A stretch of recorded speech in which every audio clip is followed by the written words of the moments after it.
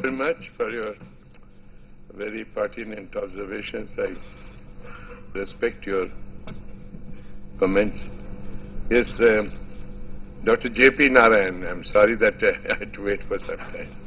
Yes, thank you, thank you. Honorable Speaker, I think there's a lot of gloom in this room as well as in the country about our parliamentary democracy. So I would like to start off with something positive. In some ways, we haven't done badly at all. I think it's important to remind ourselves of that before we berate ourselves in our democracy and our political institutions. Of course, there's much that's wrong. But if you go by 4 yardsticks that really allow us to claim to be a functioning democracy, I think we have done pretty well. Competitive elections, we certainly have competitive elections, and we have thrown out governments persistently, and you so rightly pointed out in 1977. I don't think anybody really believed it would happen. We all dreamed it would happen. We didn't really believe it would happen. I was a young man at the time, hoping that the tyranny would end, and the way the people responded was magnificent. So competitive elections. Political freedoms, which are so necessary for this competition to be real.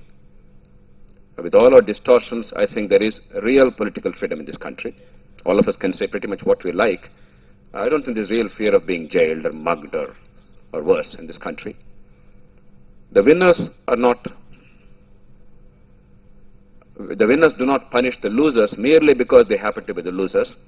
We have many of our neighboring countries and elsewhere where you may lose your head, not merely freedom, merely because you lost the election. And the elected government is truly in power, not a coterie or a junta. I think these 4 are of inestimable value, and we should recognize those before we look at the problems. So I would like to specifically state these things. Not that we do not know, but I think we have to have a more rounded appreciation of what's happening in democracy. The second broad point I'd like to make is, increasingly, democracy is so delegitimized in this country that many people are tempted to look at illiberal, undemocratic solutions. For instance, there is a belief increasingly that the rise of the unelected, that is better for the country than the elected. I think that's a very dangerous delusion. Many people have written books about the unelected, written books about the constitutional organs. The Honorable former Chief Justice, he had the courage to state that there were some distortions because the Parliament, for a variety of reasons, yielded space. In this case, to the judiciary, it was somewhat delicate, but I think I should be somewhat more indelicate and then state it openly. You have been stating it very repeatedly. Yielded space, and I think it's a perversion of our democracy and constitution to think that the judges can name their own successors. No functioning democracy in the world allows that to happen. It is very clearly, unquestionably a perversion of the Constitution.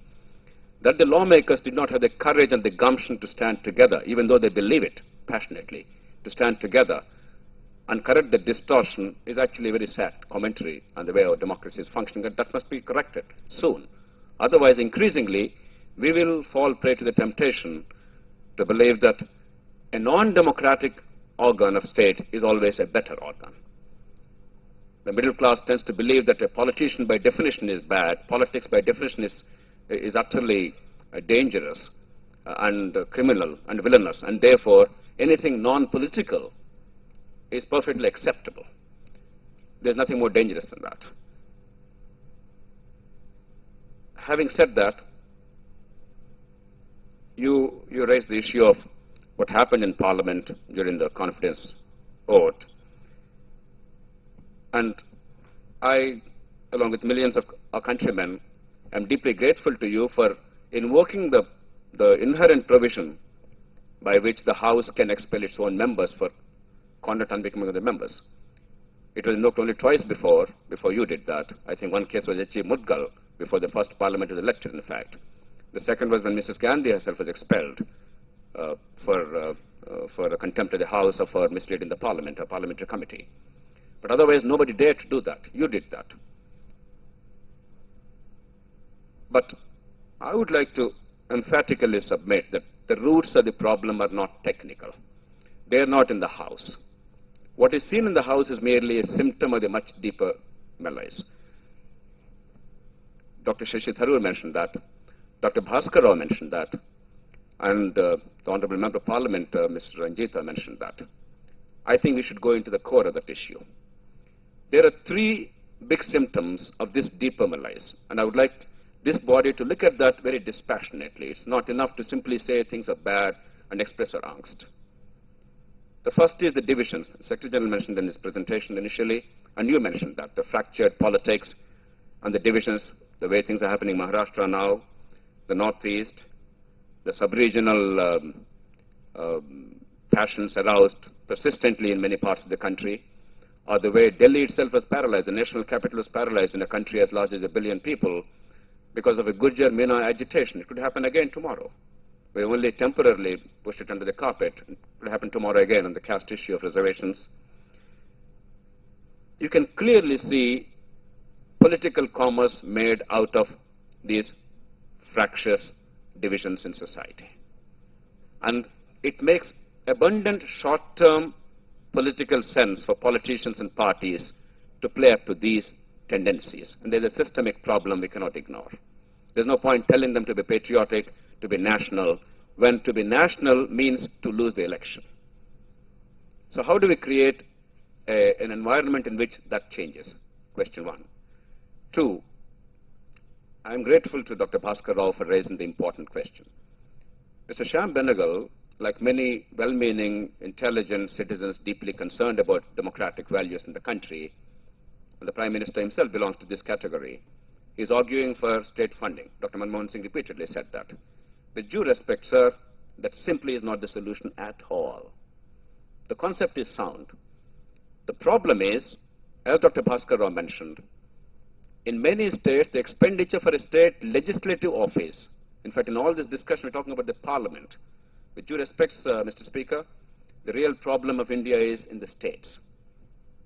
The Parliament is more of a symbolic value. The governance, the good and the bad, and the politics, the good and the bad, is really in states. And therefore, any discussion to be meaningful has to really encompass the state legislatures and the way democracy is functioning there at the grassroots level.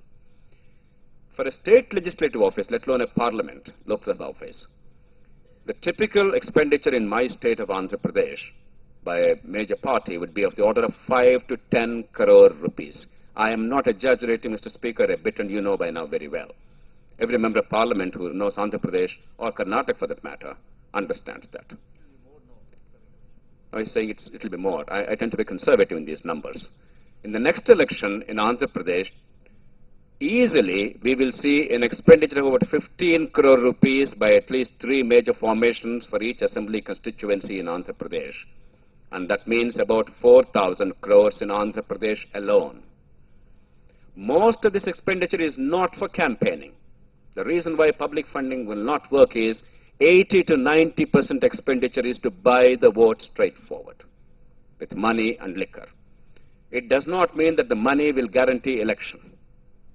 It does not mean high expenditure guarantees election. Sometimes it does not.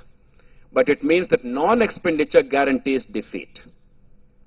Huge expenditure has become a necessary condition but not a sufficient condition. So we must not confuse between the non-success of high expenditure for robustness of our democracy. There is a huge entry barrier which prevents ethical politics to enter. The reason why the good people do not enter is the good guys come last. They simply have very little chance of getting elected. There still are a few exceptions like Bengal, like Kerala, like Gujarat in many ways.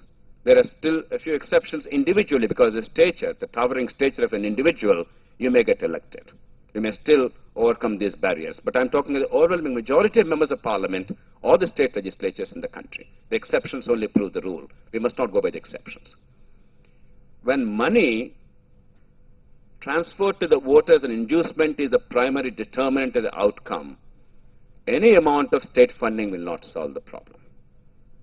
And in fact, many members of Parliament, unfortunately, are not sufficiently aware the 2003 law on electoral funding in the country is an exceptionally sound law, except that it simply is observed in the breach. Nobody cares, because if the expenditure is legitimate and fully accounted and accountable, then the law will work. If the expenditure is illegitimate and unaccounted and unaccountable, no law will work. It's as simple as that. And there's an